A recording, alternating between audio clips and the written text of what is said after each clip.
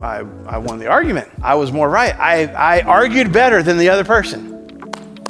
Awesome. How's your relationship now? See, the problem is a lot of these games that we play that we want so desperately to win, we actually lose. What causes conflicts? What's the root of so many conflicts that I have with my spouse, with my kids, with my parents, with my friends, with this person that I'm dating? It's my desires. It's the things that I want. And I want what I want, and I want to do things my way, and I don't just want you to see things from my perspective. I want you to agree with me. I want you to have the same perspective that I do, no matter what. And so I will quarrel. I will fight. I will kill this relationship if I have to make sure that I win. And I'm guessing most of us in this room and those of us online that are listening to me say that right now are going, man, I don't do that. But if we take a step back and take an honest look at some of our relationships and how we treat the people in that connection, we're wanting to make sure that we win, even if it hurts the relationship or at least hurts the other person. We play games. We play games that we want to win. So you may be thinking to yourselves, okay, what kind of games are we talking about here? Let me give you some examples. And we're going to go through a few of these over the next few weeks. Not all of these, but we'll go through a few of them. But some of the games we play in relationships, there's the blame game, where everything is your fault. You did this, you said this, if you would just have done this, if you hadn't done that, and I'm just blaming you for whatever it is that we're dealing with, for whatever it is that went wrong.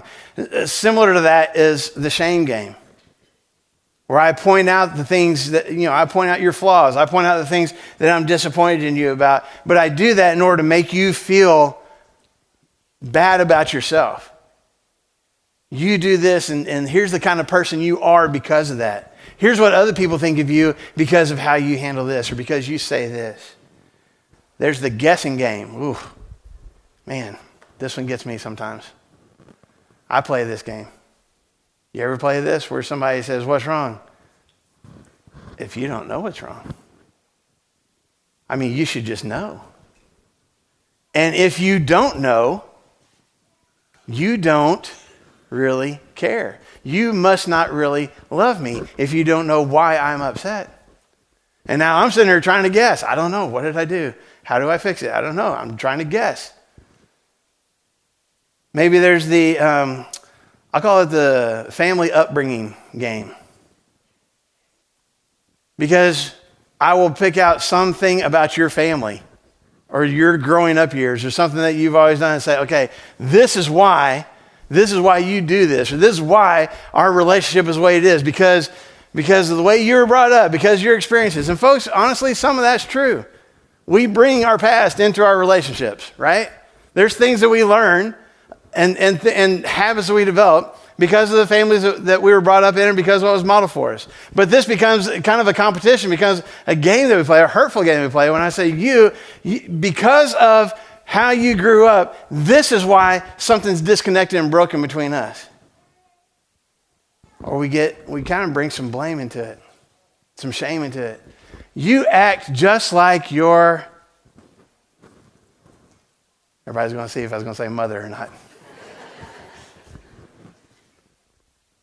We bring the family into it, bring the past into it. The comparison game. We look at other couples, we look at other families, we look at other friendships, other dating relationships, and we compare and we say, why can't you be more like them? Why can't you act more like her? Why can't you be more like him? The guilt game, similar to the shame game, except I'm blaming you for how you make me feel and trying to make you feel guilty in the process. It is good, folks, and we'll talk about this with some communication. It's good to tell someone, hey, there's something that's going on here that feels hurtful to me. But this becomes a hurtful game when we say, you always do this and you make me feel embarrassed. You break my heart. And the reason that we're saying those things is to make that other person feel guilty.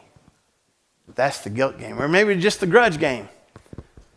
Kind of similar to the guessing game. I might not tell you what I'm upset about, or I might tell you what I'm upset about. You might even apologize for it. You might even do something to try to make up for it. But I'm going to hold on to it anyway.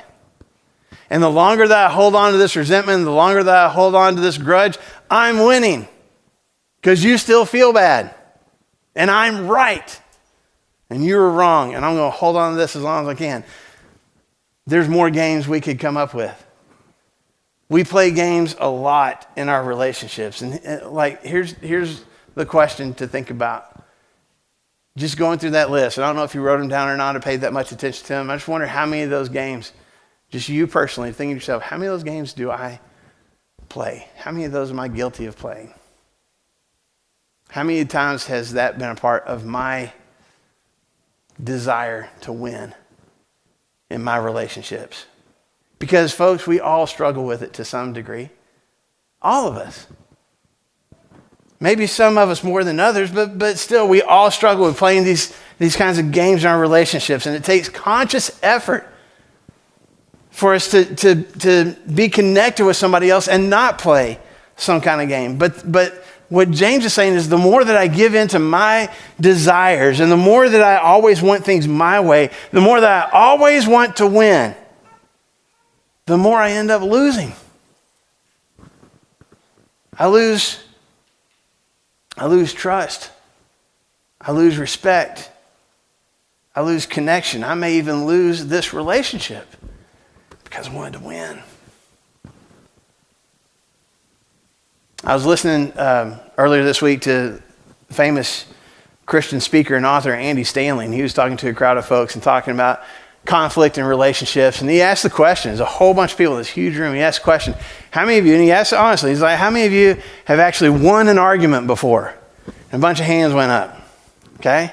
His follow-up question to that was, okay, what did you actually win? When you won the argument, what did you actually win?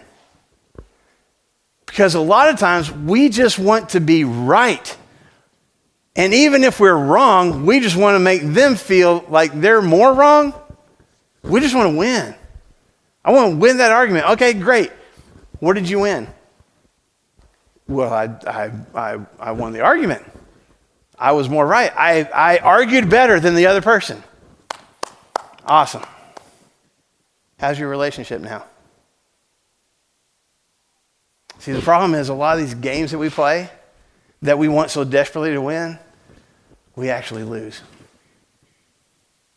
We lose something of ourselves. We lose something from that other person. We may lose the relationship. So I want you to look at this question. Maybe write it down. Maybe screenshot it. But I want you to think about this, not just today, but this week. Here's the question. What am I losing in this relationship? You can pick what relationship it is. Is it a spouse? Is it somebody you're dating? Family? Friendship? What am I losing in this relationship because of the game I'm trying to win? What am I losing in this relationship because of the game that I'm trying to win? Am I losing my spouse's trust because I'm always blaming them for the things that go wrong? Am I losing my kids' respect because I'm always making them feel guilty or feel like they can't measure up?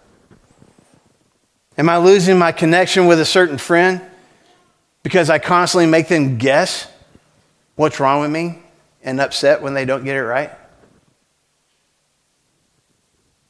Again, a lot of these games that we play in our relationships, we end up losing even when we win.